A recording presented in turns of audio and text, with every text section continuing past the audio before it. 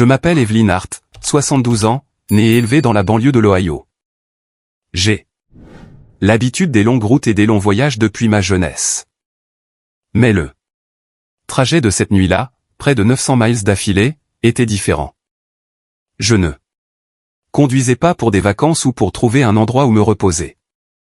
Je conduisais avec le cœur d'une mère pour mon unique enfant, Rachel. Le voile de mariée que j'apportais n'avait rien d'extravagant. Il était devenu ivoire après des décennies dans une boîte en bois. Mais pour moi, c'était un symbole d'amour et d'endurance. Le jour de mon mariage avec le père de Rachel, ma mère m'a donné ce voile et m'a dit, le véritable amour n'est pas dans le clinquant. Il est dans le choix de rester et de se sacrifier. Lorsque mon mariage s'est effondré, le voile est resté un témoin silencieux des années où j'ai élevé mon enfant seul.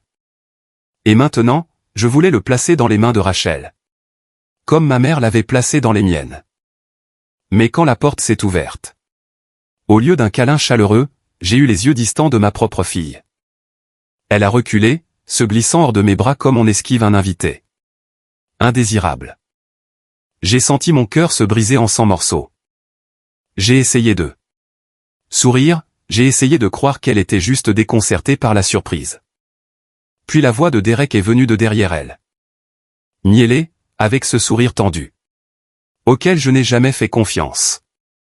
58 000 $, c'est ce qui vous achète une place sur la liste, Madame Evelyn. Je me souviens de chaque mot.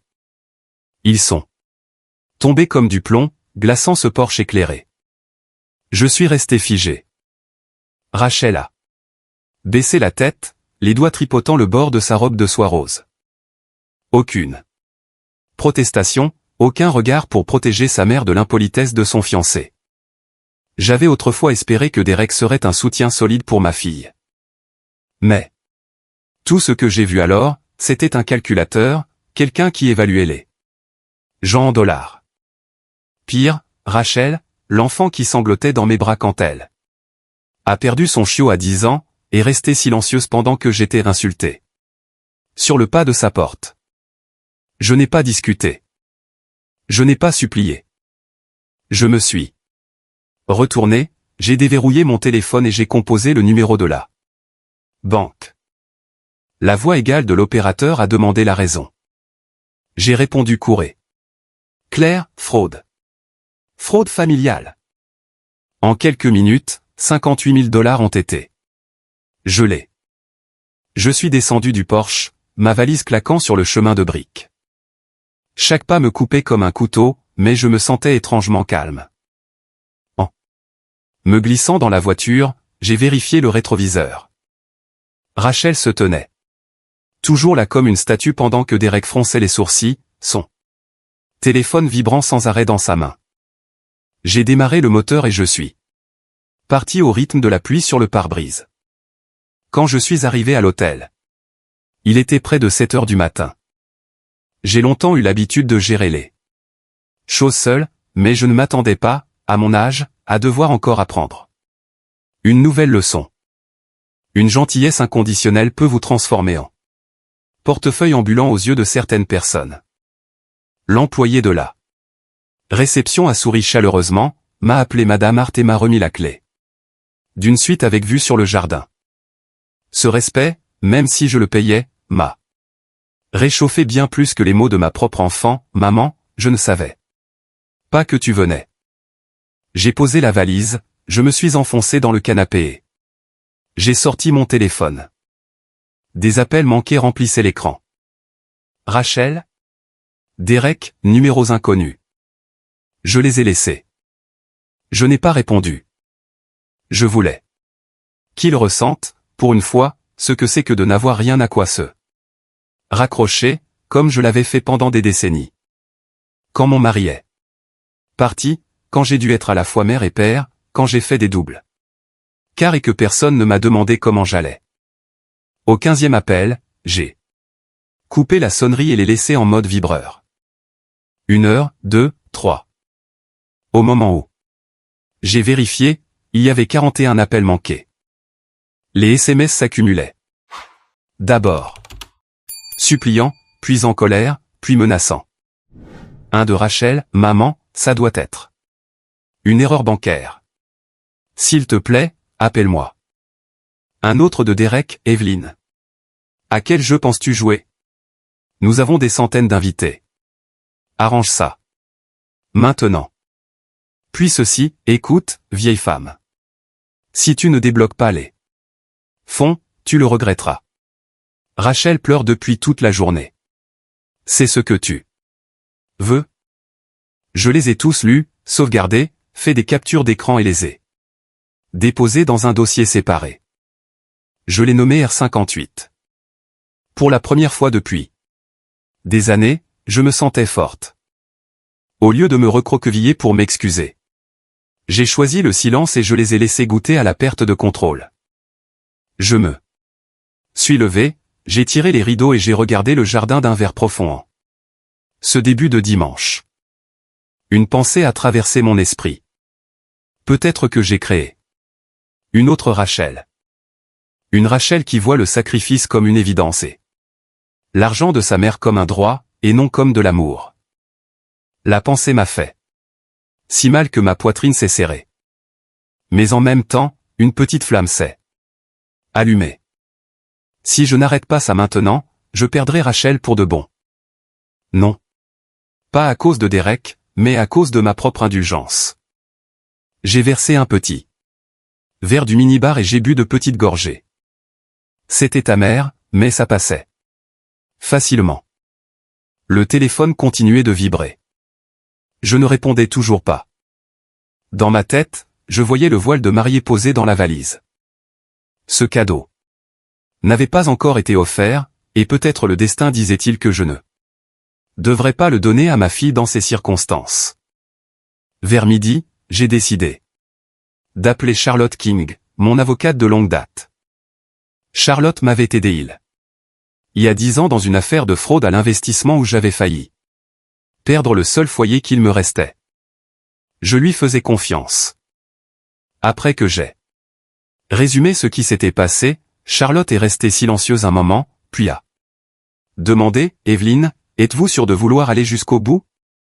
Parce qu'une fois que nous aurons commencé, il n'y aura plus de retour en arrière. » J'ai pris une longue inspiration et j'ai regardé le soleil scintiller sur le jardin.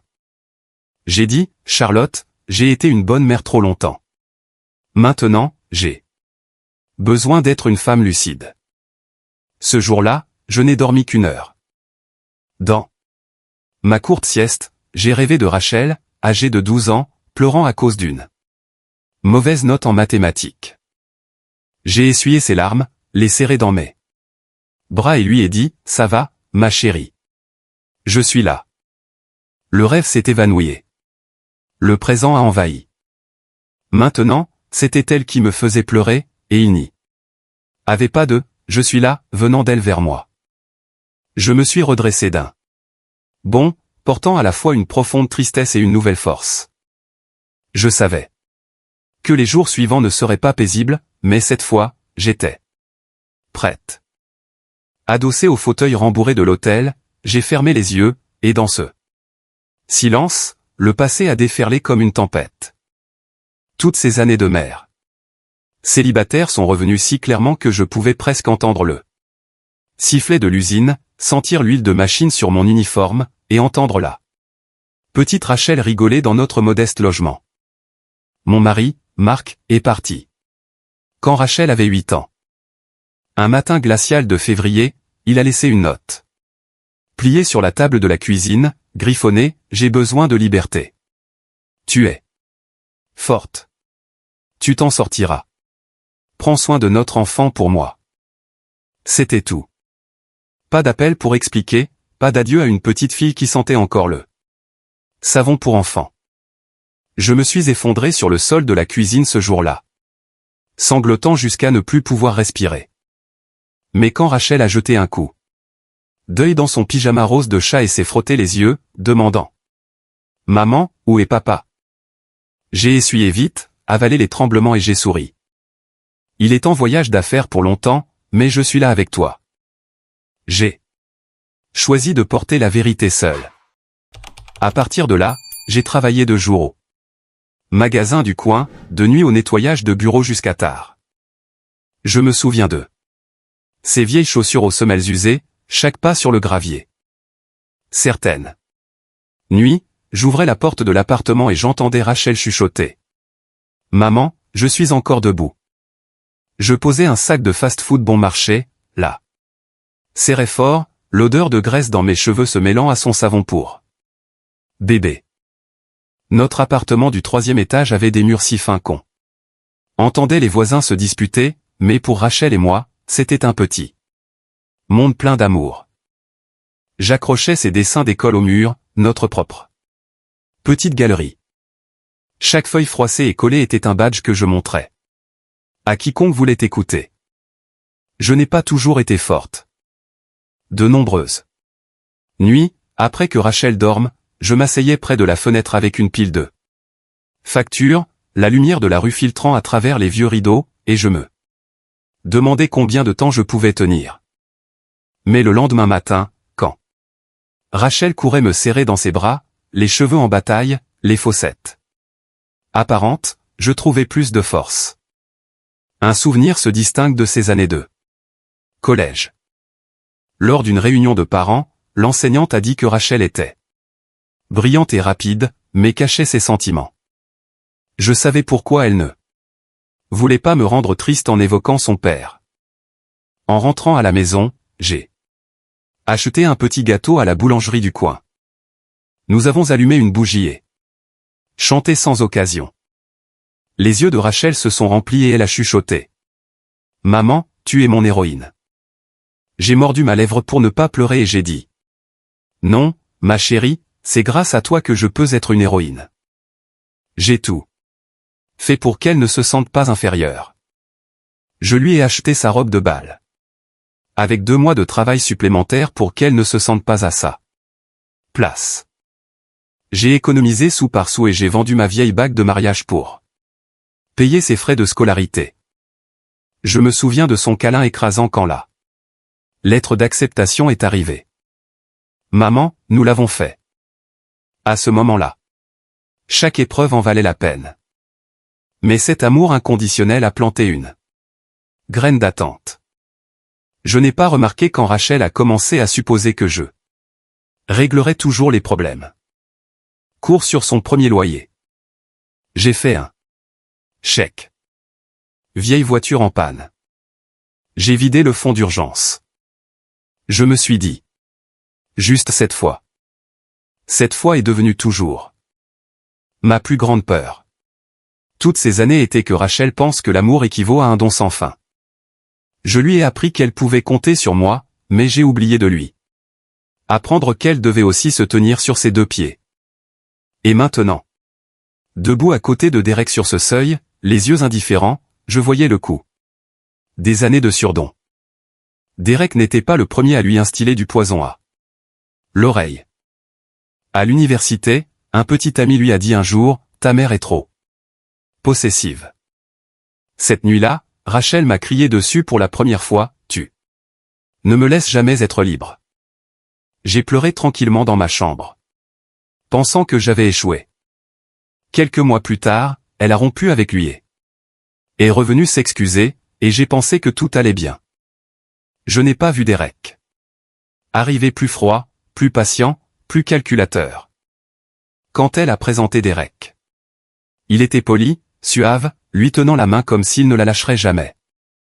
J'ai souri, j'ai donné des bénédictions, je l'ai laissé entrer chez moi. Puis les écarts sont apparus. Moins d'appels, des appels qui ne venaient que pour demander des choses. Un jour, elle a dit sans détour. « Maman, Derek dit que je dois être plus indépendante et ne pas trop compter sur toi. » Cela m'a poignardé parce que l'indépendance est exactement ce que j'avais pas cédé années à planter en elle. Mais Derek a retourné les mots, me présentant comme un fardeau, un obstacle. Ce soir, assise seule à l'hôtel, j'ai vraiment compris. Pendant des années, j'avais été le pilier, mais j'avais oublié la clôture. J'ai Trop donné et je ne lui ai jamais appris que l'amour d'une mère mérite aussi le respect. Rachel a oublié qui j'étais, non pas parce qu'elle est cruelle, mais parce que je ne lui ai jamais appris que même l'amour d'une mère a besoin d'être honoré. J'ai serré le verre, sentant des vagues de souvenirs s'écraser dans ma poitrine. Je me suis souvenu des longs quarts de travail, les mains enflées. D'avoir lavé des piles de vaisselle. Des fiches de paie aussi minces qu'une feuille que je pliais et glissais sous le matelas, priant d'économiser assez pour ses études. Les nuits d'hiver où je lui donnais la seule couverture et me recroquevillais dans un manteau fin. Et maintenant, après tout cela, mon enfant me regardait comme une étrangère sur son propre porche. Ça faisait mal. Mais au même moment, j'ai réalisé que ces années de mère célibataire avaient forgé quelque chose que Rachel et Derek n'avaient jamais prévu. L'endurance et la détermination. J'avais survécu des années à porter le ciel seul. Je ne succomberai pas à une insulte ou à une phrase suffisante. Quand j'ai posé le verre de vin, ma main tremblait, mais mes yeux étaient plus clairs que jamais. Je savais que pour arracher Rachel au bras de Derek, j'avais besoin de plus que de l'amour. J'avais besoin de la sagesse et de la dureté que toutes ces années de mère célibataire avaient forgé en moi. Dans la chambre d'hôtel de luxe, j'ai écouté à nouveau mon cœur. L'emmai régulier. J'ai repensé à tout. Non pas pour me plaindre, mais pour me rappeler, j'ai traversé tant de tempêtes, et je traverserai celle-ci. Si ces années ne m'ont pas brisé, alors un Derek ne le fera certainement pas. Derek a commencé très astucieusement, et c'est exactement ce qui me mettait mal à l'aise. Il ne s'est jamais ouvertement disputé avec moi, n'a jamais élevé la voix. Tout venait enveloppé de douces suggestions, si lisses que des étrangers auraient pu les prendre pour de l'attention. Je me souviens de la nuit où Rachel portait une robe vert pâle pour le dîner chez moi. Elle adorait cette couleur. Depuis qu'elle était petite parce qu'elle lui rappelait le jardin où elle jouait avec moi. Derek l'a regardée et a souri. Tu es magnifique, mais cette couleur est un peu délavée. La prochaine fois, essaie le rouge. Tu auras l'air plus lumineuse et tu te feras plus remarquer. Cela ressemblait à un compliment. Mais j'ai vu Rachel faire une pause et le regarder comme si elle attendait son approbation. Puis est venu le problème des amis. Rachel avait toujours été extravertie avec un groupe d'amis proches de l'université qui se retrouvaient souvent. Une fois, alors que nous discutions, Derek s'est penché et a chuchoté. Je pense que quelques personnes de ce groupe ne sont pas bonnes pour toi. Elles sont un peu enfantines et ne correspondent pas à la direction que tu prends maintenant. J'ai vu Rachel devenir pâle, puis hocher la tête. Peu de temps après, ces noms familiers ont disparu de ces conversations. Quand j'ai demandé, elle a juste souri. Je suis trop occupé, maman. Même ses appels avec moi n'ont pas été épargnés. Lors d'un dîner, il a dit lentement, tu devrais te concentrer davantage sur nous. Appelle-moi ta mère ou tu te feras entraîner. Rachel a seulement souri, mais je l'ai vu ranger son téléphone. Embarrassé. Après cela, les appels sont devenus moins fréquents et plus courts, se réduisant à quelques lignes polies. Comment vas-tu, maman? Je suis occupé. Parlons plus tard. J'ai raccroché à chaque fois avec un vide dans la poitrine. Je me suis dit de ne pas être trop sensible. Une fille a besoin de sa propre vie. Je me répétais ça depuis des années. Peut-être que j'exagérais, mais chaque fois que j'essayais de penser positif, un nouveau détail me frappait. Lorsque nous avons discuté des préparatifs du mariage, j'ai proposé d'aider et suggéré quelques touches familiales. Derek a esquissé un mince sourire. Nous avons déjà une équipe qui s'en occupe. Tu n'as qu'à te détendre. Pas besoin de compliquer les choses. Son ton était égal, pas dur, mais définitif. Rachel était assise à côté de lui, les lèvres serrées, n'offrant aucune résistance. J'ai dégluti et forcé un sourire. D'accord, je vous fais confiance aussi. À l'intérieur, je me sentais poussé en marge, comme une invitée indésirable. Une fois, a dit Rachel, excitée. Maman, nous avons décidé d'un petit mariage. Raffiné, juste la famille la plus proche.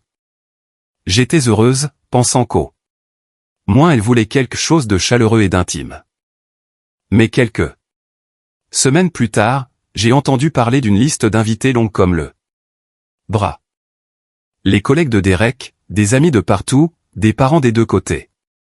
J'ai fouillé ma mémoire et je ne me suis pas trouvé sur cette liste.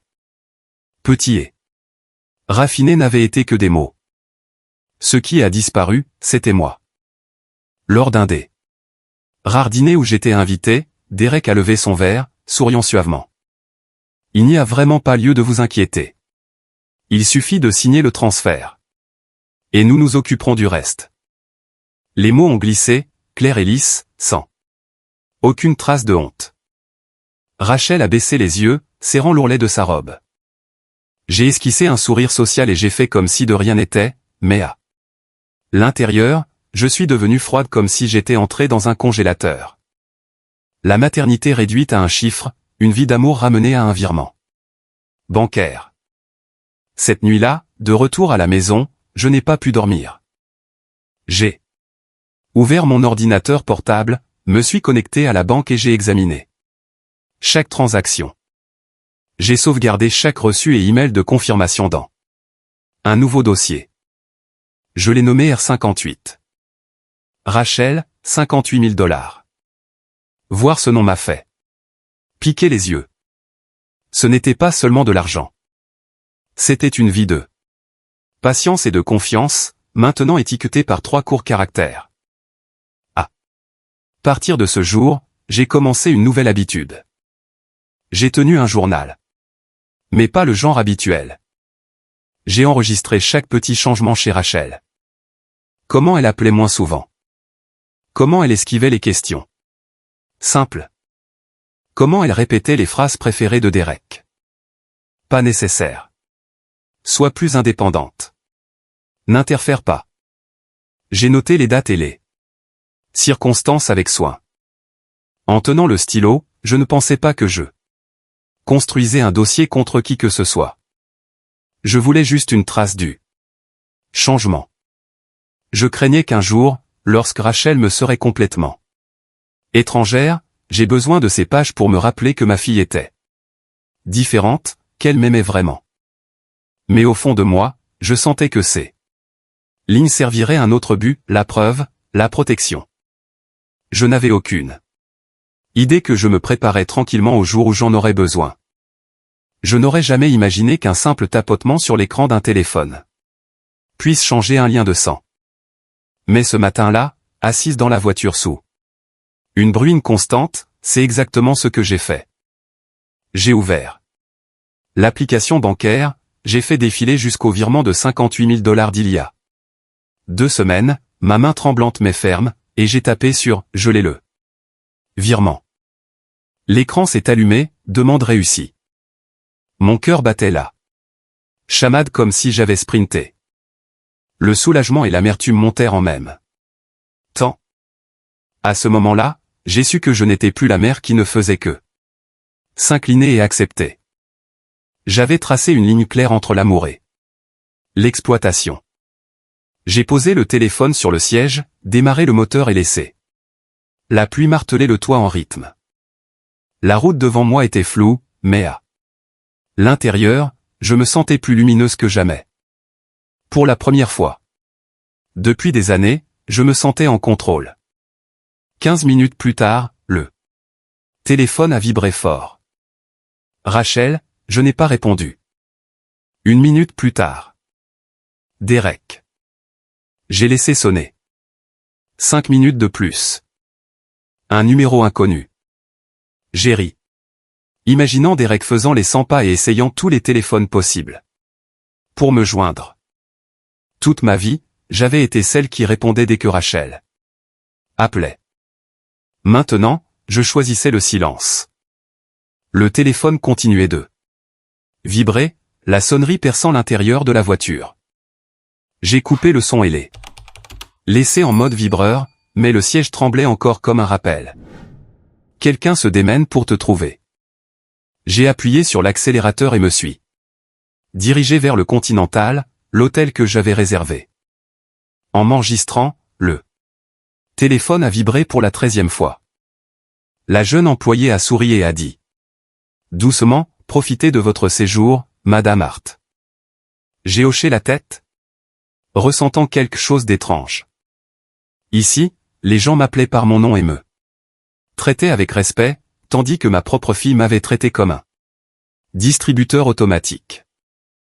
J'ai ouvert la porte de la suite spacieuse, j'ai laissé tomber ma valise sur le tapis et je me suis assise sur le canapé. L'écran du téléphone brillait de rouge avec des appels manqués. J'ai compté. Lentement. À la fin de la journée, le nombre s'est arrêté à 41. Il y avait aussi 12 SMS, dont le ton changeait à chaque vague de panique. Le premier d'eux. Rachel, cours, maman, ça doit être une erreur. S'il te plaît, appelle-moi. Le deuxième, aussi d'elle. Maman, j'ai besoin de parler tout de suite. Il y a un problème avec le compte. Au troisième, Derek a coupé court. Evelyne, quel tour joues-tu? Rappelle maintenant. Ils sont devenus plus durs au fur et à mesure. Maman, je t'en supplie. Ne me fais pas ça. Evelyne, arrête d'être enfantine. Sais-tu combien de personnes comptent sur aujourd'hui? Et enfin. Celui qui faisait froid dans le dos. Vieille femme, si tu ne débloques pas l'argent dans 2 heures, tu le regretteras. Rachel pleure à cause de toi. C'est ce que tu veux. J'ai lu chaque mot, fait des captures d'écran et les ai déposés dans le dossier R58 de mon ordinateur. Ma poitrine était glaciale, mais ma détermination était solide. Pendant des années, j'avais été celle qui arrangeait les choses, celle qui s'inquiétait, celle qui se précipitait pour trouver des solutions. Maintenant, c'était à leur tour de goûter à l'impuissance. Lorsque les choses leur échappaient.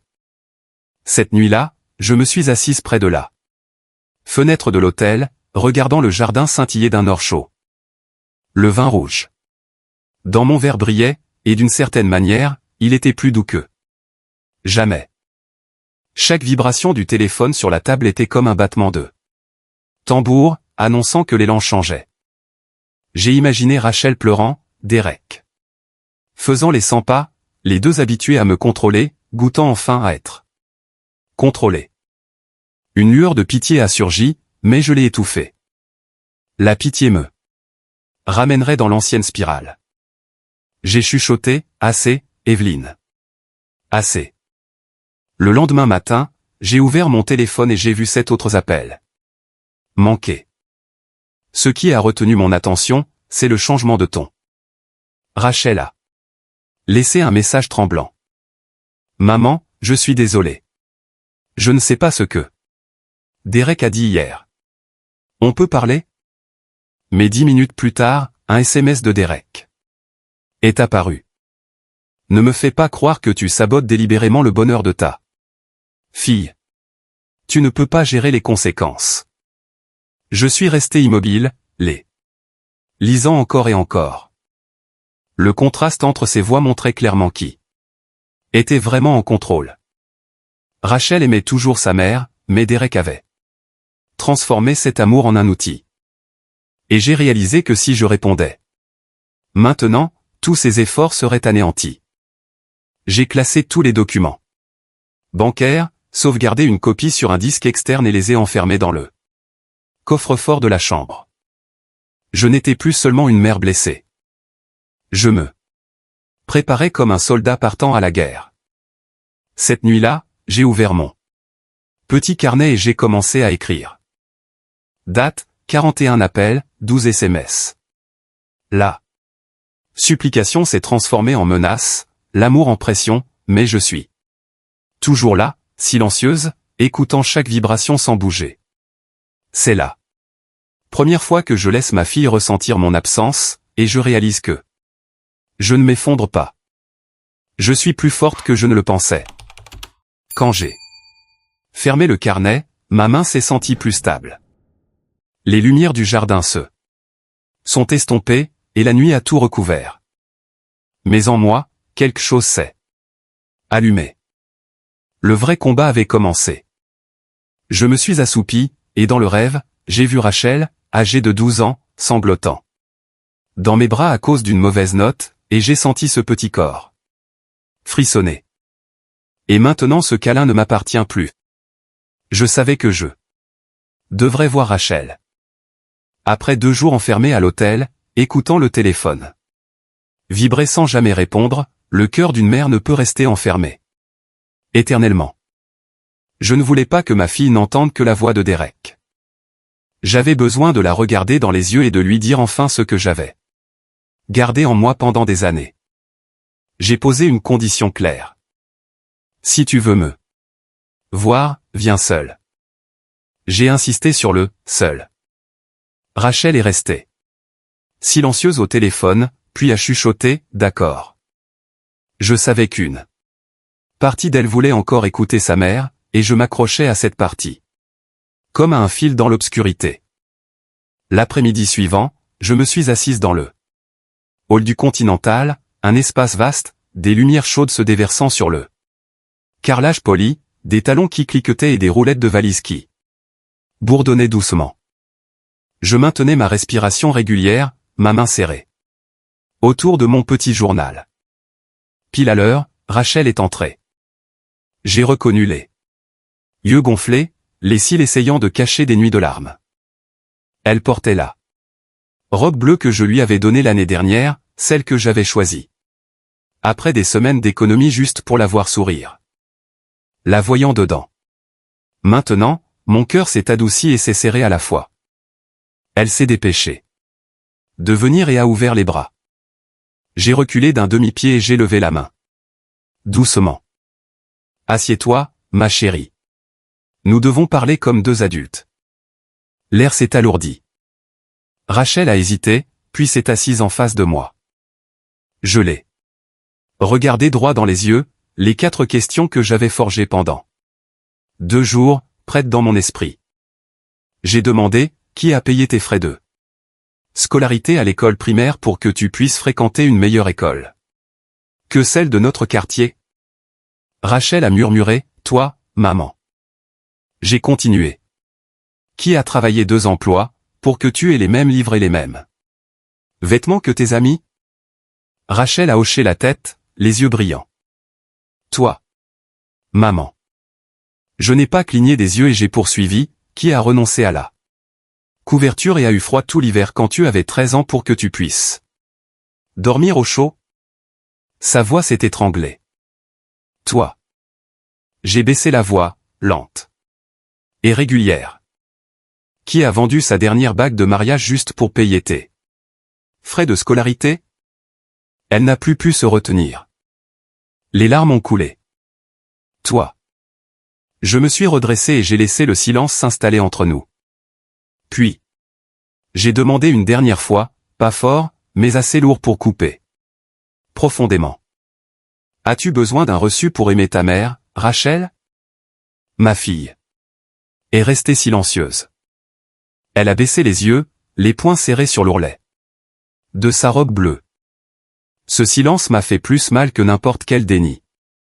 Je pouvais voir que Derek avait planté tant de calculs en elle que même l'amour était pesé.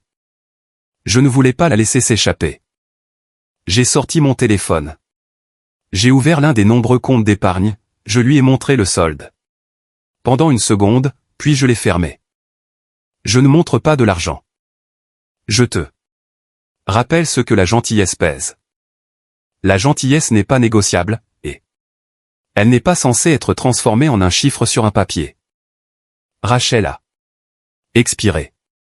2 fines lignes de larmes ont coulé. Je savais qu'elle était déchirée. Mais je devais aller plus loin. Je lui ai dit d'une voix ferme et claire. Il y a des années, ton père a essayé de me faire te quitter parce qu'il voulait une vie plus facile. Il a dit, choisis-moi ou l'enfant, et j'ai choisi toi. Penses-tu que ce genre d'amour a besoin d'une facture? Ses larmes coulaient. Plus fort, mais cette fois mes yeux étaient secs. J'étais plus lucide que jamais.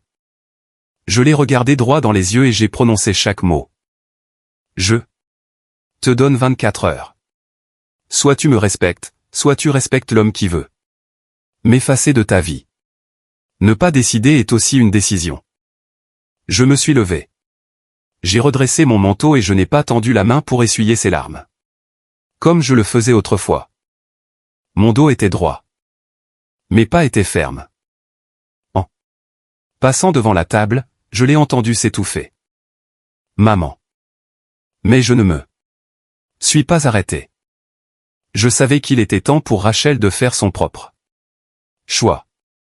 Devant le hall de l'hôtel, le vent de fin d'après-midi a frappé mon visage, froid mais lucide. J'ai pris une longue inspiration et j'ai levé les yeux vers un ciel virant à l'ambre. Mon cœur était lourd, mais dans ce poids, il y avait une petite lumière, au moins pour la première fois, j'avais forcé ma fille à penser avec son propre cœur, pas avec le portefeuille de sa mère. Je n'ai pas pu dormir après cette réunion dans le hall.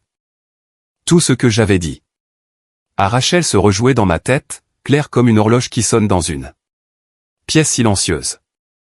Je me demandais si elle aurait le courage de penser par elle-même ou si elle retournerait vers Derek.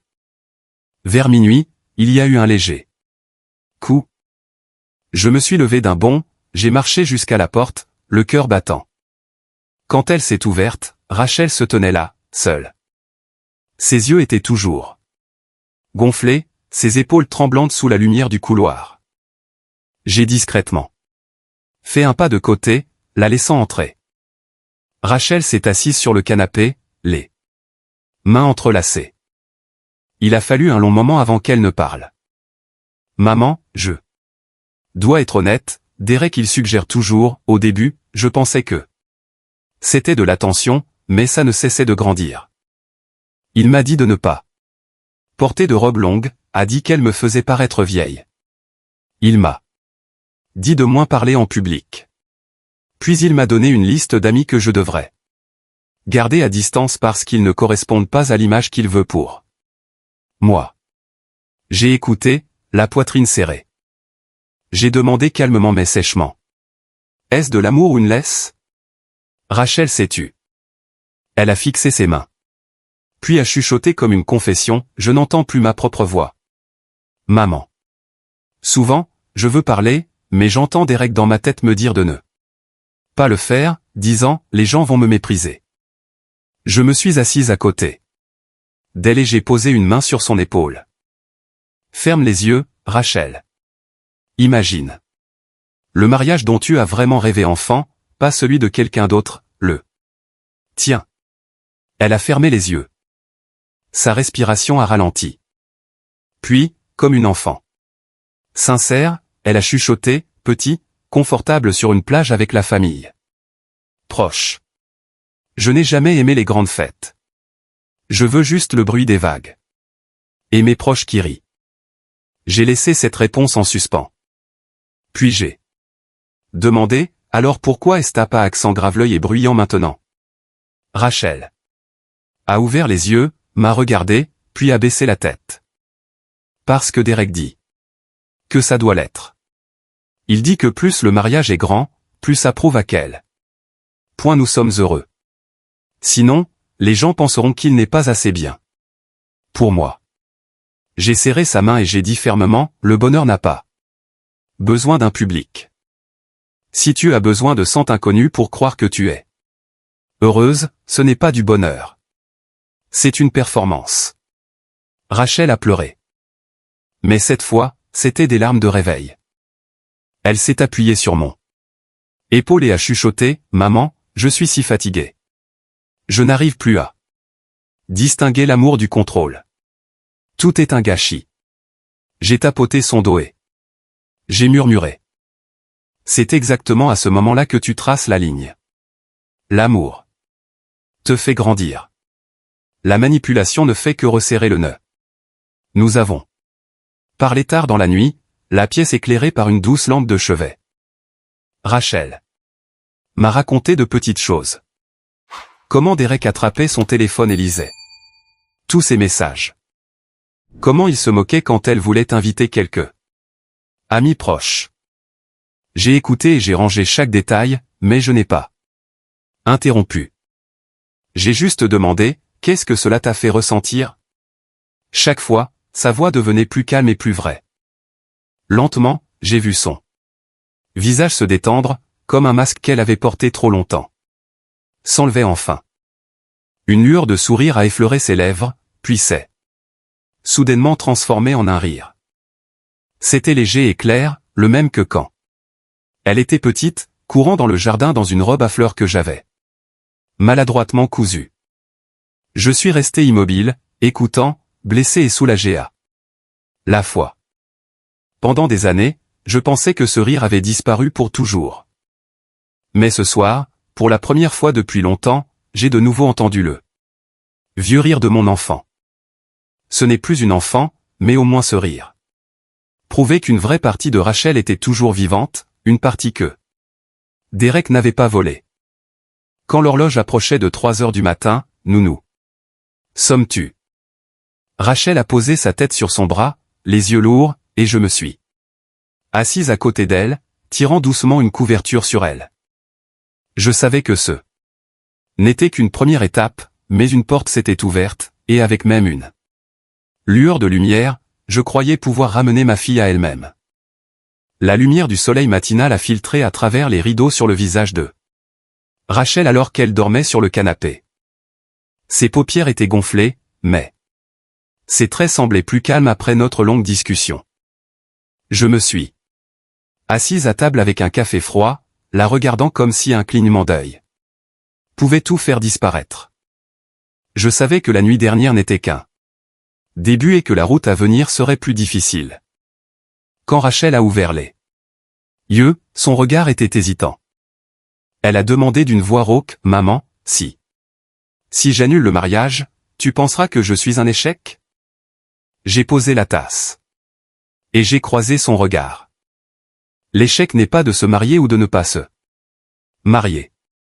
L'échec est de savoir que tu n'es pas heureuse et d'avancer quand même. Juste pour plaire aux autres. Rachel s'est redressée et a tenu sa tête dans ses deux mains. Elle tremblait, mais il y avait une nouvelle lumière dans ses yeux. Elle a chuchoté, « Je n'aurais jamais cru oser annuler.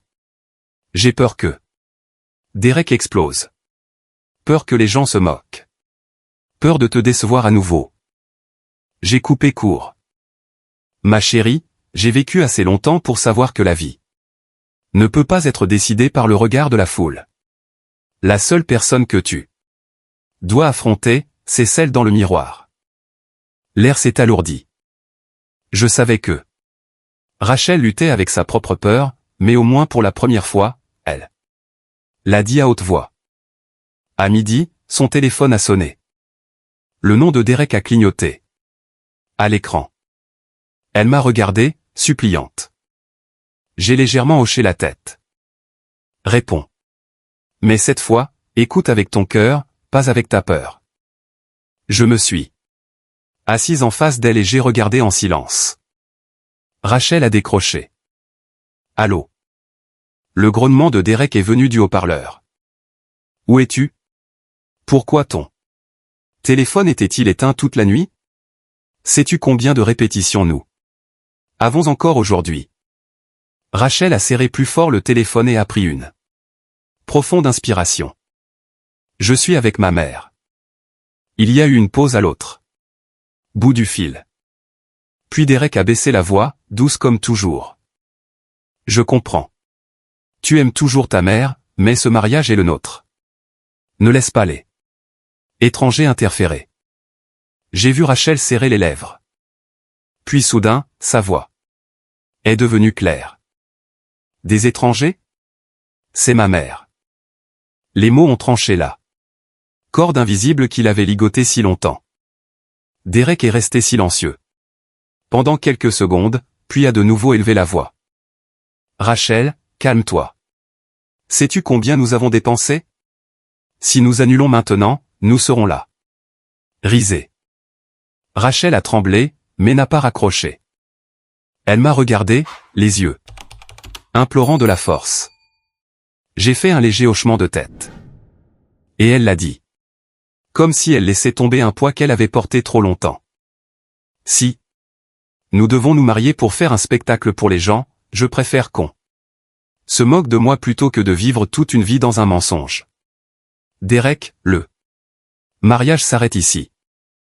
L'air s'est épaissi. J'ai entendu Derek crier à l'autre. Bouh. Tu le regretteras. Tu as tout gâché. Rachel a mis fin à l'appel, a posé le téléphone et a halté comme si elle avait couru un marathon. Je l'ai serré dans mes bras, sans me retenir cette fois. Je l'ai entendu sangloter. Non pas de peur, mais de soulagement. Cet après-midi-là, nous sommes allés ensemble au bureau de l'organisateur d'événements. Les yeux du gérant se sont écarquillés quand Rachel a dit « J'annule le contrat de mariage ». Il a froncé les sourcils et a parlé d'acompte et de perte. Rachel m'a serré la main, sa voix tremblante mais ferme. J'accepte de perdre l'acompte. Je n'accepte pas de me perdre. J'étais fier au point d'en avoir les larmes aux yeux. C'était ma fille, pas la marionnette de Derek. Nous avons signé les papiers d'annulation. J'ai regardé la signature de Rachel, tremblante mais résolue, et je me suis souvenu de quand elle avait appris à écrire son nom en première année. Tremblante mais fière. Aujourd'hui, cette signature n'était pas seulement son nom. C'était une déclaration de liberté. Ce soir-là, lorsque nous sommes retournés à l'hôtel, Rachel s'est assise silencieusement près de la fenêtre pendant des heures. La ville en contrebas brillait encore de mille feux, les gens se précipitant partout. Elle a dit doucement, « Maman, j'ai peur. Que quand je me réveillerai demain, je vacille. J'ai peur que Derek ne se montre. Et que je cède. » Je lui ai tenu la main. « Tu n'es pas seul. Je suis là. Et même si un jour je suis parti, tu as appris ceci, le vrai bonheur n'a pas besoin d'un public. » Rachel s'est tournée vers moi, les yeux rouges mais plus brillants que jamais. Elle a souri un peu, fatiguée et soulagée à la fois. « Maman, merci.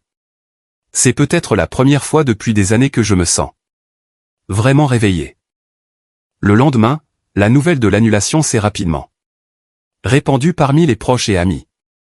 Le téléphone de Rachel n'arrêtait pas de sonner, cette fois avec des chuchotements et des reproches. Quelques amis ont grondé, « Tu es folle ?» Tant de gens attendaient le mariage du siècle. Mais Rachel a simplement répondu, « Un mariage n'est pas pour leur faire plaisir. C'est pour vivre le reste de ma vie avec moi-même. » Je me suis tenu à côté d'elle et je ne suis pas intervenu. Je voulais qu'elle se tienne sur ses propres pieds, et pour la première fois, je l'ai vu le faire vraiment. Ce soir-là, alors que nous étions assises dans la chambre, Rachel a sorti le voile de mariée que j'avais apporté de sa valise. Elle a caressé le tissu fin, les yeux brillants. « Maman, je ne pense pas être prête à le porter. Mais un jour, quand je trouverai quelqu'un qui me respectera vraiment, je mettrai ce voile. Et quand ce jour viendra, je veux que tu sois là. » J'ai serré sa main, les larmes chaudes sur mon visage. « Ma chérie, c'est le vrai rêve que j'ai toujours eu. Pour toi. » À ce moment-là, j'ai su que je n'avais pas roulé 900 miles pour rien. J'avais apporté non seulement un voile, mais un miroir pour que Rachel puisse se voir. Le mariage pouvait être annulé, mais sa vie venait d'être sauvée. La nouvelle de l'annulation se répandit plus vite qu'une tempête. Après une seule nuit, les pages sociales de Rachel furent inondées de murmures, de questions, voire de moqueries. Mais ce qui ne me surprit pas, ce fut le premier coup de Derek. Il ne resterait pas silencieux. Quelques heures seulement après que Rachel est officiellement annulée avec l'organisateur, Derek publia un long texte sur sa page, débutant par son ton familier de victime. Après 3 ans ensemble, Je suis dévasté que la femme que j'aime ait annulé le mariage juste un jour avant le grand moment. La raison? L'ingérence égoïste d'une mère qui ne peut lâcher prise. En dessous se trouvaient des centaines de partages, de nombreuses personnes compatissant avec Derek. Quelqu'un commenta, pauvre gars. Toute cette préparation gâchée parce que la future belle-mère ne connaît pas sa place. J'ai lu chaque mot, la chaleur montant dans ma poitrine. Mais je n'ai pas répondu. Je savais que ce n'était pas le lieu pour une émotion impulsive. Rachel était différente. Elle l'a parcouru, le visage pâle. Maman? Je ne peux pas supporter ça. Il fait de moi une méchante sans cœur. J'ai posé une main sur son épaule et j'ai dit fermement, c'est là que tu apprends à laisser la vérité se protéger elle-même. J'ai gardé toutes les preuves. Cette nuit-là, j'ai ouvert mon ordinateur portable et créé un nouveau compte social. La photo de profil était une photo de moi dans la chambre d'hôtel, des vêtements soignés, un visage calme. Je n'ai rien choisi de larmoyant ou de colérique. Je voulais que les gens voient une femme de 71 ans, posée, mais inébranlable. Mon premier message était court. Je m'appelle Evelyne. Hier, ma fille a annulé son mariage. Les gens disent que je suis intervenu et que je l'ai détruit. Voici la vraie histoire. Je montrerai les preuves étape par étape.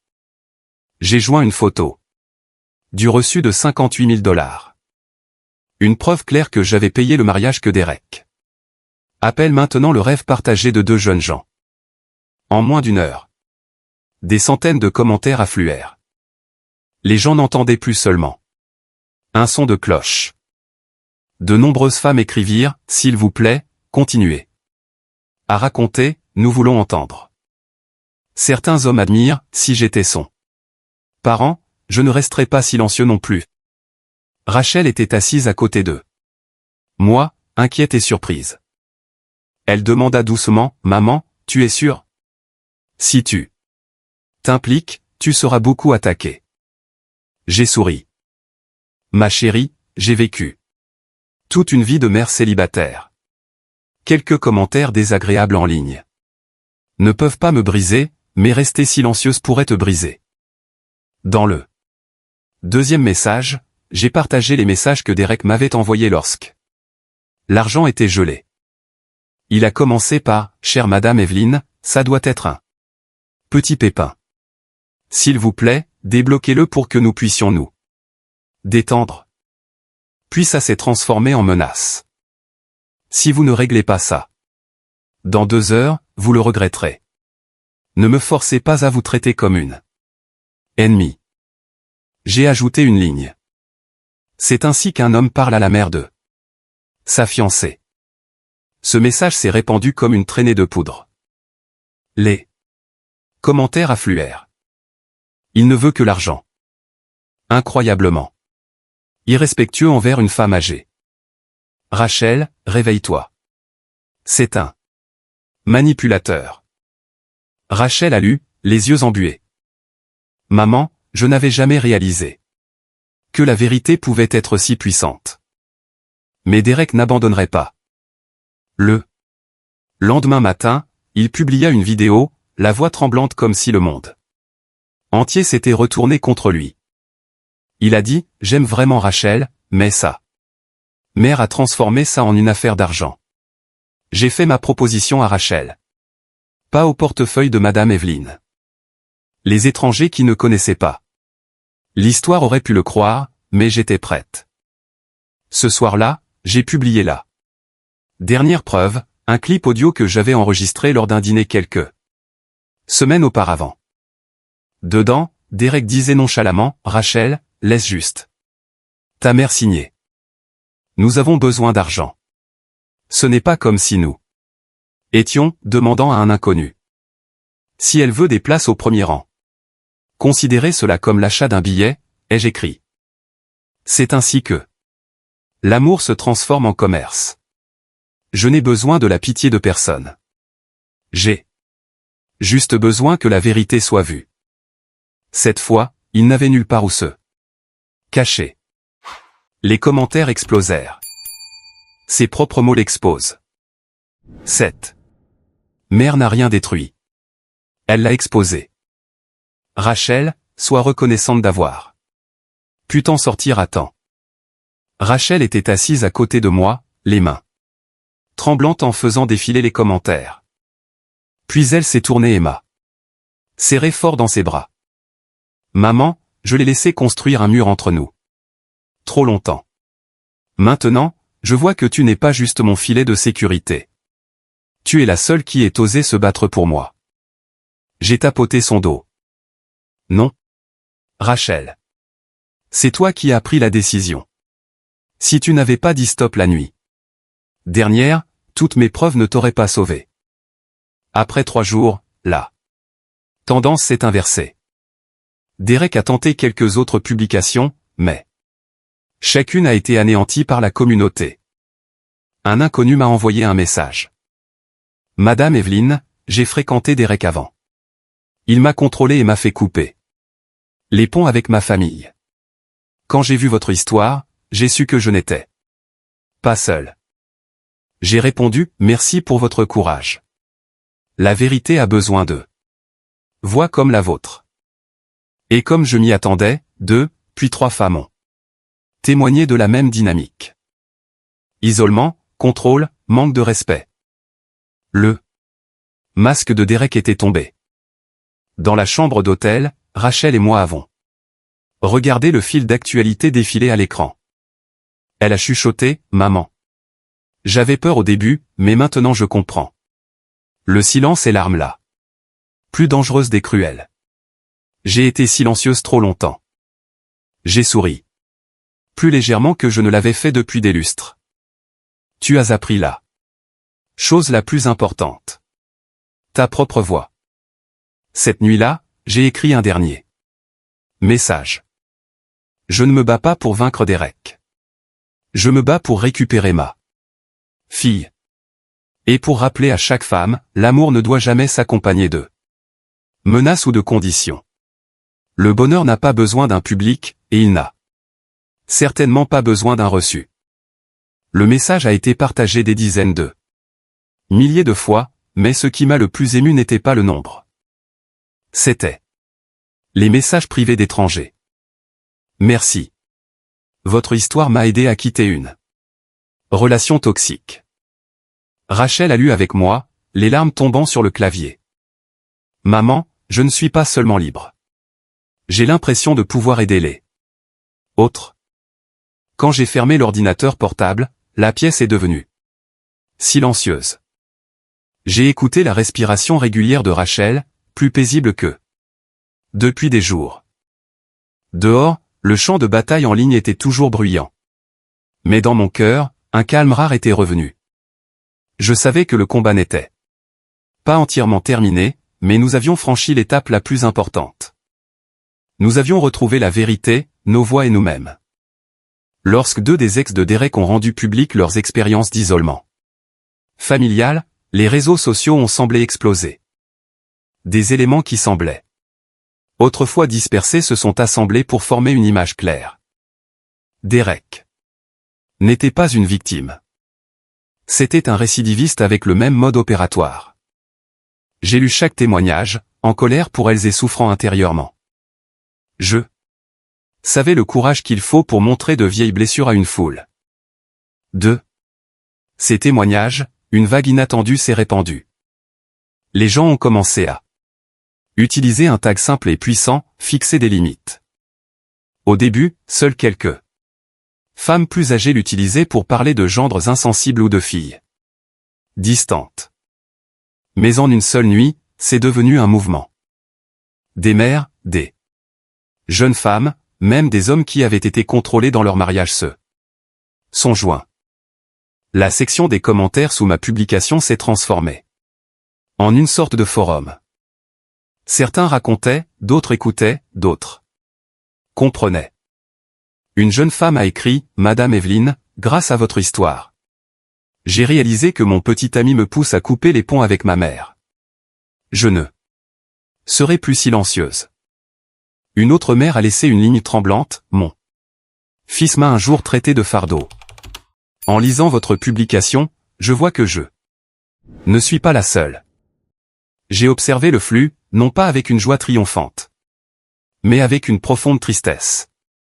Chaque commentaire, chaque hashtag était là. Cicatrice de quelqu'un. Le monde est grand, et pourtant tant de cœurs sont liés par le même type de cage. Je savais que les vagues publiques agissaient dans les deux sens. D'une part, elles protégeaient la vérité. D'autre part, elles pouvaient tout transformer en un bruit incessant. Je ne voulais pas que notre histoire devienne un appât à clics. Alors le lendemain matin, j'ai appelé Charlotte, une avocate en milieu de carrière que je connaissais depuis des années. Charlotte est connue pour son calme. J'ai tout résumé et elle a accepté. Immédiatement. Laissez-moi agir comme votre contact médiatique, Evelyne. Vous n'avez pas à vous disputer avec qui que ce soit. Laissez les preuves parler. À partir de ce jour, j'ai cessé de répondre directement aux commentaires. Chaque fois que Derek lançait une nouvelle accusation, Charlotte publiait exactement une photo ou un fichier en réponse. Pas de commentaires, pas de mots durs. 7. Position à renforcer la confiance des gens. Quelqu'un d'honnête n'a pas besoin de faire le grand spectacle.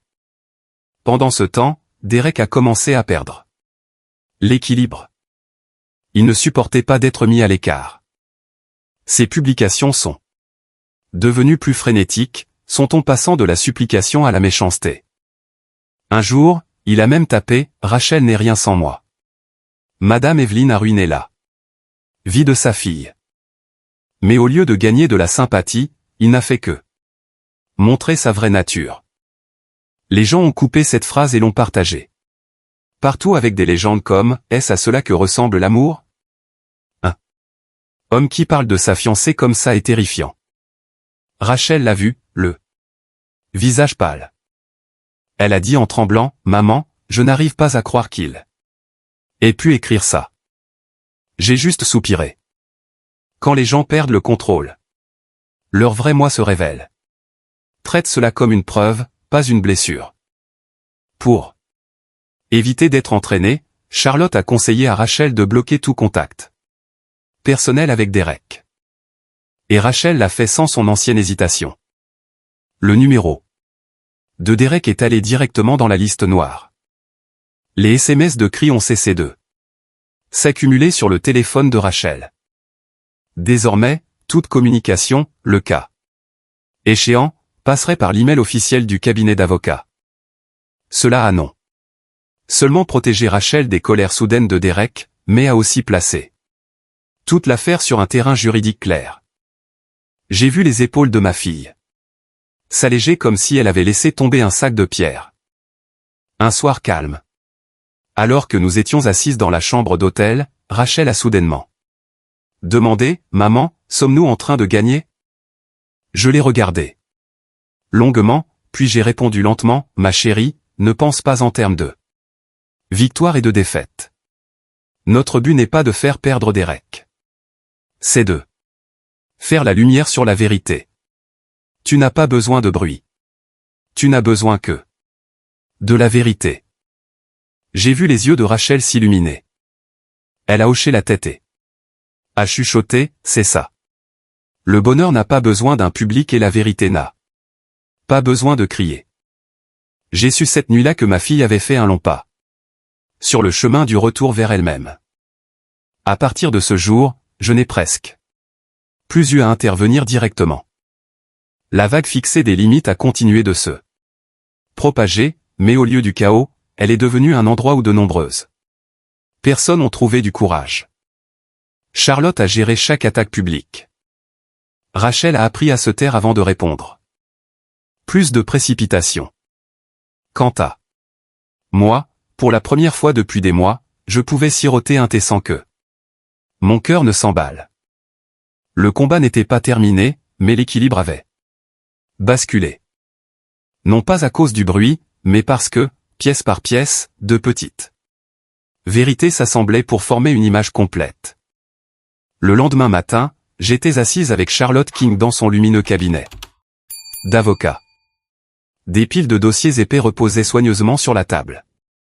Un stylo plume bleue était posé devant moi, sa plume brillant sous les lumières du plafond. L'odeur de papier frais et de toner flottait dans l'air, se mêlant au café que Charlotte venait de verser. Ce n'était pas seulement une procédure légale. C'était un tournant pour ma vie et celle de Rachel. Charlotte parla. Lentement, chaque mot clair. Evelyne, vous avez bien réfléchi. Une fois que vous aurez signé, ceci deviendra un testament légal avec des clauses contraignantes. J'ai hoché la tête, en paix. J'ai attendu longtemps ce moment. Page par page, j'ai signé sans que ma main ne tremble. Le nouveau testament ne concernait pas seulement le partage des biens. C'était le message que je laissais derrière moi. Personne n'est autorisé à utiliser mon argent pour acheter l'approbation de qui que ce soit. Cette condition est inscrite dans la fiducie de Rachel. Les fonds ne seront débloqués que pour l'éducation, les investissements ou les choix qui construisent une vie indépendante. Absolument pas pour s'accrocher à l'amour ou l'acheter. J'ai également mis de côté un montant spécifique pour payer les fournisseurs liés au mariage annulé. Ils n'avaient rien fait de mal, et je ne voulais pas que quelqu'un perde son travail à cause de la cupidité de Derek. Le reste, je l'ai placé dans un nouveau fonds de bourse d'études. Je lui ai donné un nom simple et significatif. Limite. Il soutiendra les jeunes femmes qui osent fixer des limites dans l'amour et dans la vie. Charlotte sourit, les yeux pleins de respect. Vous n'avez pas seulement réécrit un testament, Evelyne. Vous réécrivez la façon dont les gens pensent à la maternité et à la liberté. J'ai souri en retour. Je veux juste que Rachel et les autres filles sachent que la gentillesse a besoin d'une clôture. Cet après-midi-là, j'ai appelé Marcus Reed, un vieil ami d'un club de lecture auquel j'avais adhéré autrefois. Pendant des années, Marcus me rappelait, Evelyne, garde une limite autour de ta gentillesse ou les gens construiront une maison dessus. Je n'ai jamais oublié cette phrase. Je l'ai juste balayée, pensant que l'amour n'avait pas besoin de conditions. Maintenant, je comprenais qu'il avait raison. 1 heure plus tard, Marcus est arrivé à l'hôtel avec un bouquet de marguerites blanches. Il est entré dans le hall. Calme et doux. Quand il a vu Rachel, il lui a fait un signe de tête approprié. Enchanté, Rachel. Ma fille avait l'air un peu déconcertée, mais j'ai décelé une lueur de soulagement dans ses yeux. Pas de poignée de main possessive, pas de sourire forcé, juste du respect. Voir cette scène m'a apaisé. Pendant des années, j'avais laissé les autres s'interposer entre ma fille et moi. Derek en était le parfait exemple, toujours à essayer de m'effacer du tableau. À partir de ce moment, j'ai fait une promesse. Personne ne se tiendra entre Rachel et moi. C'est la première règle que j'ai reconstruite dans ma vie. Dans les jours qui ont suivi, j'ai passé du temps à enseigner à Rachel les petites choses, mais essentielles. Je me suis assise avec elle et je lui ai montré comment gérer les comptes bancaires, en expliquant chaque ligne des relevés. Je lui ai tendu un exemple de contrat et l'ai lu avec elle, clause par clause, m'arrêtant aux pièges habituels. Lis lentement, et quand ton cœur s'emballe, arrête-toi. Respire, et demande-toi, est-ce que je signe pour moi ou pour ma peur? Rachel a écouté attentivement, hochant la tête de temps en temps. La confusion constante dans ses yeux avait disparu. Ce que je voyais, c'était quelqu'un qui apprenait à prendre les rênes de sa vie. Nous nous sommes également entraînés à dire non. J'ai fait de petits jeux de rôle. Je faisais semblant d'être Derek, proposant quelque chose de suave. Rachel prenait une profonde inspiration et répondait fermement, non, cela ne correspond pas à ce que je veux. J'ai hoché la tête. Tu vois, tu as dit non. Tu es resté calme, et tu as gardé ton respect de soi. La nuit, nous avons ouvert de vieux albums photos, chaque image comme une porte vers le passé. Il y en avait une de Rachel au parc, tenant une glace, souriant largement. Une autre de son 16e anniversaire, serrant un petit cadeau que j'avais économisé pendant tout le mois. Je n'avais pas vu ce sourire dans la vraie vie depuis longtemps. Mais ce soir, quand elle a ri de sa vieille coupe de cheveux maladroite, j'ai su que ce sourire allait revenir. J'ai dit doucement, tu vois, nous avions autrefois des jours où l'amour n'était qu'un câlin et un sourire. Pas de contrat, pas de reçu, pas Dieu jugeur. Rachel s'est appuyée sur mon épaule et a chuchoté, maman, j'avais oublié ce que ça faisait, mais maintenant je veux le retrouver. Avant de me coucher, j'ai envoyé à Rachel un court message, ce que je voulais graver dans son cœur. L'indépendance, ce n'est pas se séparer de ta mère. C'est se tenir forte assez côté sans s'appuyer sur personne d'autre. Quand elle l'a lu, elle a levé les yeux humides, mais le regard ferme. Elle a hoché la tête et a souri faiblement. Je savais que la fille qui laissait autrefois quelqu'un d'autre tenir les rênes commençait à retrouver son équilibre. Et pour moi, c'était la vraie victoire. Le tollé contre Derek aurait dû suffire à le faire taire, mais je sais que les gens ne changent pas du jour au lendemain. Bien sûr, quelques jours plus tard, il est réapparu en ligne, jouant les victimes malheureuses. Il a posté une courte vidéo, la voix étranglée, affirmant qu'il avait été saboté par une future belle-mère égoïste, disant qu'il voulait juste une famille heureuse, mais que cette vieille femme égoïste ne le permettait pas. J'ai ressenti à la fois de l'amusement et de la pitié. Le coup de la victime n'était pas nouveau, mais il est dangereux. Il peut influencer ceux qui ne connaissent pas toute la vérité. Charlotte n'a pas hésité. Le même jour, elle a rédigé une notification juridique formelle avec signature et certification, envoyée directement à Derek et à la plateforme où il avait posté. Le message était d'une clarté cristalline. Retirer tout contenu diffamatoire et publier des excuses publiques. Charlotte me l'a lu avant d'envoyer sa voix calme et ferme. Nous avons des preuves concrètes horodatées. Si Monsieur Derek ne se conforme pas, nous intenterons une action civile en diffamation. Je me suis assise tranquillement, me sentant plus légère. Ce n'était plus un combat émotionnel. La loi intervenait pour renforcer la vérité. Au même moment, deux autres ex de Derek ont partagé leur expérience. Leurs histoires suivaient presque le même schéma, douce au début. Puis contrôle, isolement et dépendance financière. L'une a écrit sans détour. Si je n'avais pas lu l'histoire d'Evelyne et Rachel, j'aurais pensé que c'était juste moi. Les réseaux sociaux ont assemblé les pièces éparses pour former un tout, révélant le vrai visage de Derek. Cela ne s'est pas arrêté là. L'employeur de Derek et son agence de publicité et d'événements ont contacté directement Charlotte pour vérifier les allégations. Je me souviens exactement quand Charlotte me l'a dit. Elle a demandé, voulez-vous que je fournisse toutes les preuves? Je suis resté un instant, puis j'ai dit, envoyez ce qui est nécessaire. Je ne veux pas qu'il le punisse. Je veux juste qu'il apprenne les limites. Cela semblait calme, mais honnêtement, je souhaitais seulement qu'il cesse de ruiner d'autres vies. Les résultats sont arrivés rapidement. Derek a été suspendu cette semaine-là. 2 semaines plus tard, il a officiellement quitté son emploi avec une réputation irréparable. Je l'ai appris de Charlotte. Pas de jubilation, pas de regret. Pour moi, c'était simplement la conséquence naturelle de ses actions. Mais Derek n'a pas abandonné. Il a essayé de me joindre par des canaux détournés, a même envoyé des lettres manuscrites. Le message était toujours le même, pousser à la réconciliation et faire allusion à un accord. Si Rachel et moi retirions les publications, il laisserait tomber l'affaire.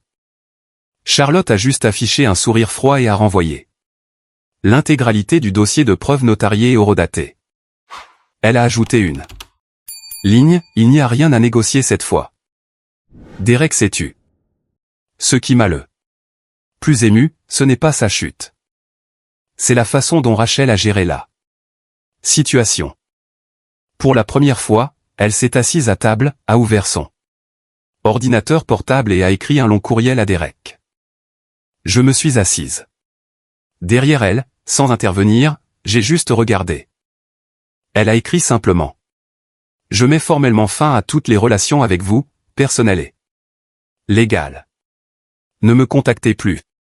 Toute autre action passera par mon avocat. Son ton n'a pas tremblé, n'a pas supplié. Il était concis et clair. J'ai regardé ma fille, fière et émue. Pendant des années, j'ai parlé et me suis battu pour elle.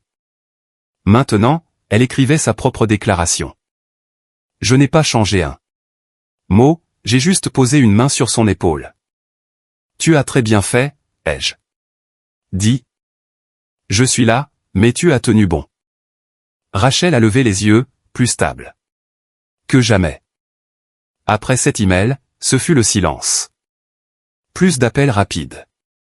Plus de menaces. Au début, le vide semblait lourd, comme une grande pièce dont tous les sons avaient été aspirés. Mais jour après jour, nous avons réalisé que ce silence était un cadeau. Tout est devenu plus léger, comme une brise à travers une fenêtre ouverte. La ville a continué sa vie aussi. Les gens sont curieux. Mais la vie continue. Ils ont parlé de la foire d'automne, des prix de l'essence, de l'équipe locale, et Rachel et moi, nous avons tourné la page. Un matin, j'ai rencontré Marcus dans un petit café au bord du lac, un endroit où je n'étais rarement resté auparavant parce que mon esprit était trop lourd.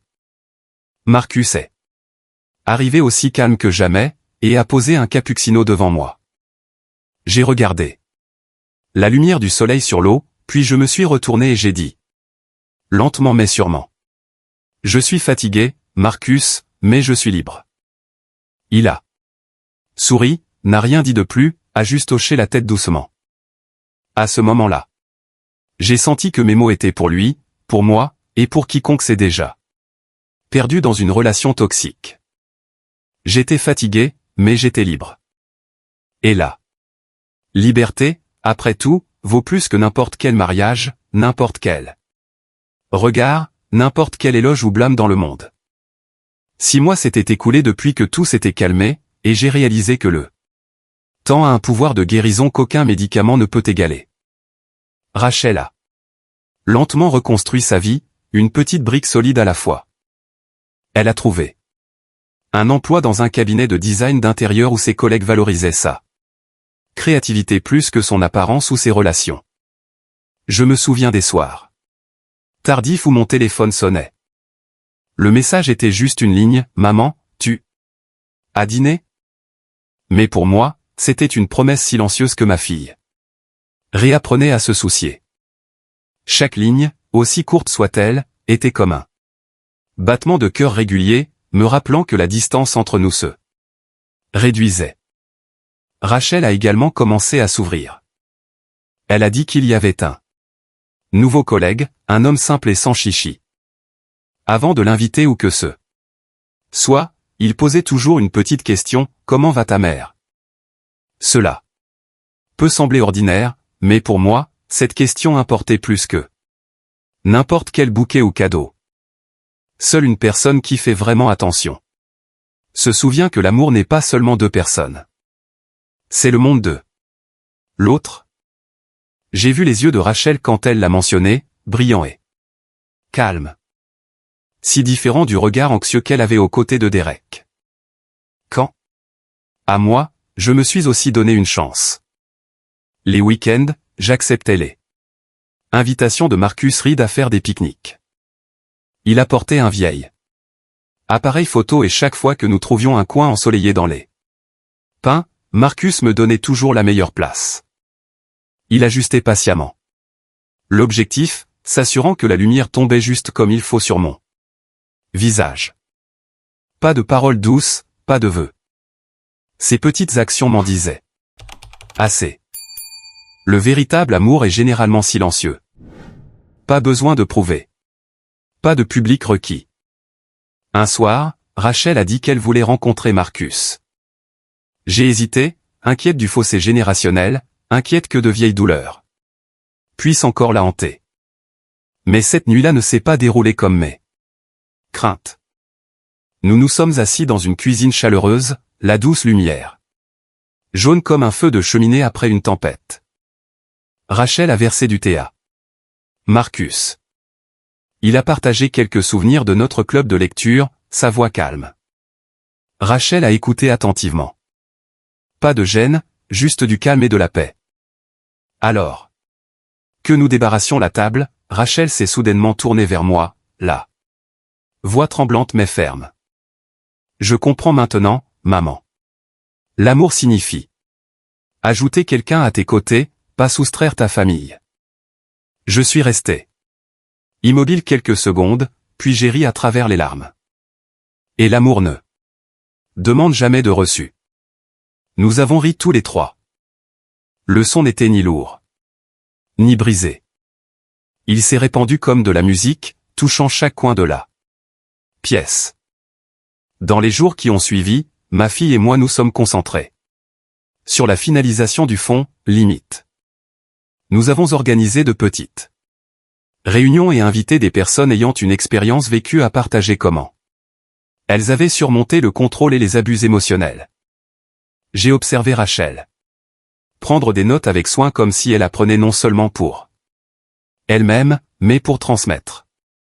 Nous avons également lancé un cours de finance de base pour les jeunes femmes, comment lire les contrats, ouvrir leur propre compte, définir les mots de passe bancaire. L'image qui me restait, celle de Rachel assise à côté d'une jeune fille, pas encore 20 ans, la guidant patiemment à travers chaque étape sur l'écran d'un téléphone. Rappelle-toi, ce mot de passe est le tien. Ne le partage pas avec un petit ami. Ne laisse personne le contrôler. Je me suis tenu à distance, mon cœur soudain plus léger.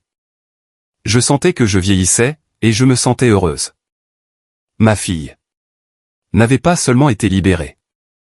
Elle était devenue quelqu'un qui pouvait passer le flambeau à la génération suivante. Sur la petite table qui se trouvait autrefois dans la chambre d'hôtel, maintenant de retour chez moi, une chose repose toujours. Le voile de mariée de ma mère. Je l'ai fait nettoyer. Soigneusement plié et placé dans une boîte en verre.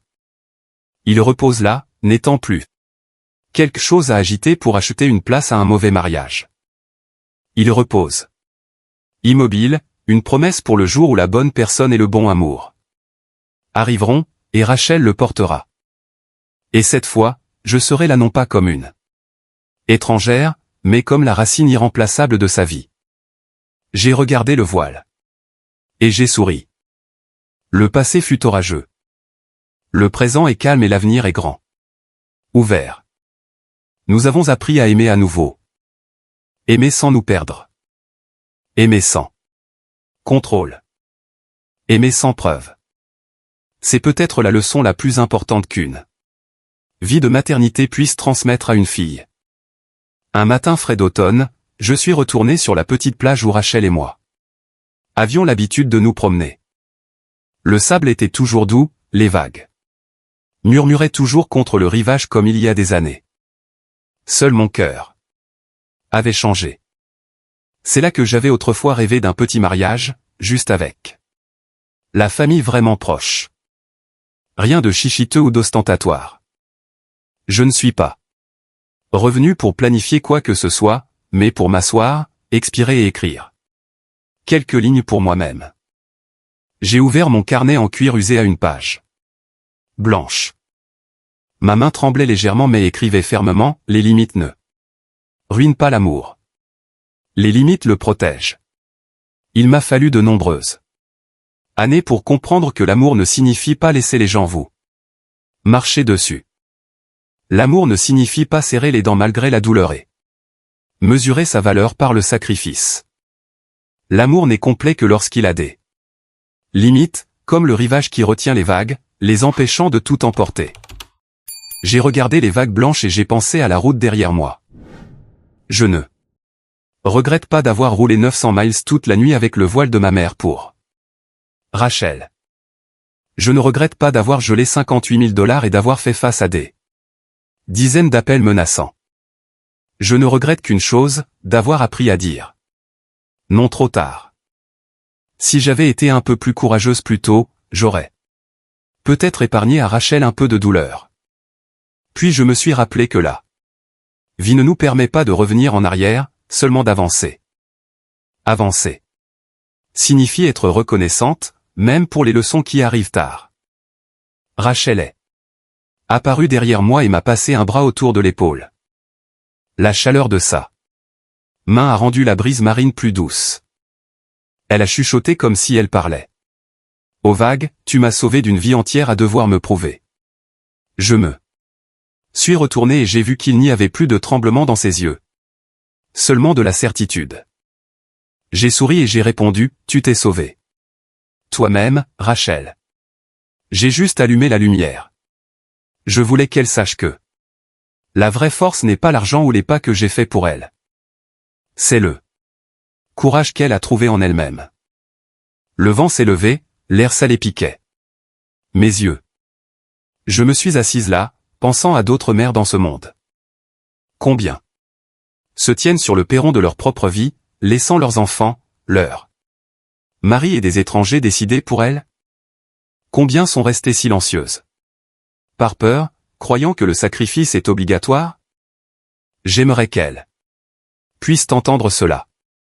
Si vous avez besoin d'un signe pour vous intérioriser, revenir au centre de votre propre foyer, c'est celui-ci.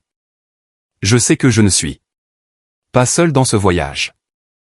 Et je le sais grâce à vous, ceux qui sont restés avec moi tout au long de cette histoire. Chaque vue et chaque commentaire chaleureux est comme une main tenant la mienne et celle de Rachel, nous rappelant que nous ne sommes pas seuls. Dites-moi d'où vous écoutez. Je veux imaginer les ruées, les maisons où ma voix parvient. Si cette histoire a touché votre cœur, s'il vous plaît, aimez, abonnez-vous et dites-moi dans les commentaires. Quelle limite vous a un jour sauvé de quelque chose? Vos mots pourraient être l'interrupteur pour quelqu'un de perdu là-bas. Je chéris chaque seconde que vous m'avez donnée. Merci d'être ici, d'écouter, et de restaurer ma foi qu'une voix de femme d'une 60aine d'années peut encore émouvoir les gens. Rendez-vous dans la prochaine histoire où nous continuerons à apprendre à aimer sans nous perdre. Et rappelez-vous que parfois les limites sont le plus beau cadeau que nous puissions nous faire à nous-mêmes et à ceux que nous aimons.